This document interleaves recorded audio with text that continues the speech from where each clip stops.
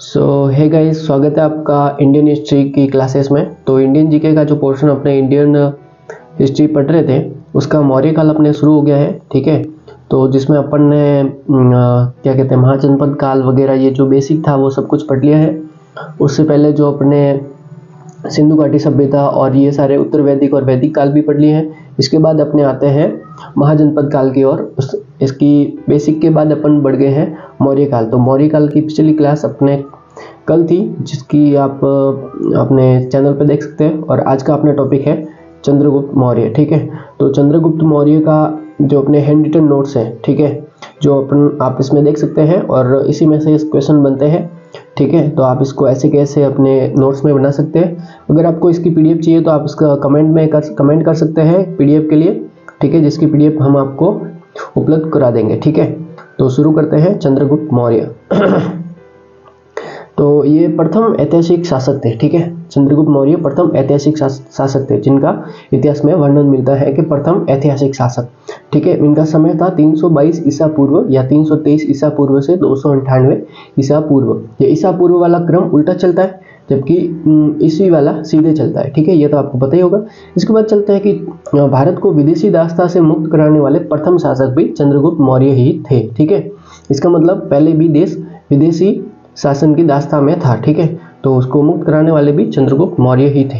इन्होंने अंतिम यूनानी शासक क्षत्रप या गवर्नर जिसे कह सकते हैं पाइथन को पराजित किया था। पाइथन, ठीक है, पाइथन को किसने पराजित किया था? चंद्रगुप्त मौर्य ने। ठीक है, फिर चंद्रगुप्त मौर्य ने चाणक्य को अपना प्रधानमंत्री नियुक्त किया था, जो कि इनके बेटे बिंदुसार के समय भी प्रधानमंत्री रहे थे चाणक्य। ठीक है, यूनानी इतिहासकारों ने चंद्रगुप्त मौर्य को अलग अलग नामों से संबोधित किया है, जो कि चंद्रगुप्त मौर्य के बहुत सारे ये नाम है वो आप देख सकते हैं कि सेंड्रोकोटस, एंड्रोकोटस और सेंड्रोकोप्टस। तो तीन नामों से यूनानी मतलब जो इतिहासकारों ने इनका वर्णन किया है, तीन अलग अलग नामों से। ठीक है, तो ये मेगास्थनीज ने इनको सेंड्रोकोटस का है, एंड्रोकोटस का है एरियन या प्लूटोक ने, फिर सेंड्रोकोटस का है फिलिप ने। ठीक है, तो इसके बाद आगे बढ़ते हैं कि सर्वप्रथम 1793 में यूनानियों द्वारा दिए गए इन नामों की पहचान विलियम जोन्स ने चंद्रगुप्त मौर्य के रूप में की थी। ठीक है, उन्होंने पोलिब्रोथोकस इसकी मतलब समीकरण पाटलिपुत्र से किया। पोलिब्रता मतलब पाटलिपुत्र, ये इन्होंने तब जाना था। ठीक है, आप हैंडरिटन नोट्स को ऐसे कैसे लिख सकते हैं और वीडियो को पॉज करके, और लाइक शेयर करते रहना और अपने दोस्तों में भी शेयर करना ताकि उनको भी फायदा हो सके, हैंडरिटन नोट मिल पाए। ठीक है, तो दीपवंश महावंश के अनुसार चाणक्य ने चंद्रगुप्त मौर्य को सकल जम्बू द्वीप का स्वामी बताया था। वो सकल जम्बू द्वीप का स्वामी कौन से मतलब जो ग्रंथ में बताया गया? तो दीपवंश और महावंश के अनुसार। ठीक है,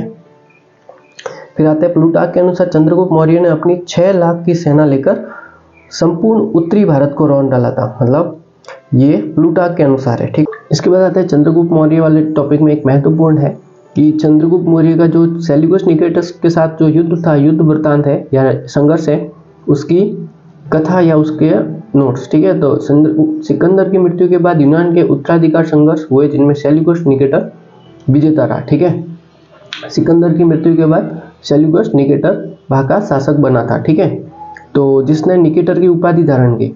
फिर लगभग 305 से 304 ईसा पूर्व में सेल्यूकस निकेटर ने भारत पर आक्रमण करने की योजना बनाई थी। ठीक है, तो सेल्यूकस निकेटर ने किस शासक के शासनकाल में भारत पर आक्रमण करने की योजना बनाई? तो चंद्रगुप्त मौर्य के शासनकाल में 304 से 5 ईसा पूर्व में। ठीक है, फिर अनुश्रुति के अनुसार चंद्रगुप्त ने सूचना मिलने पर वह अपनी सेना को लेकर सेल्यूकस से युद्ध करने जा पहुंचा।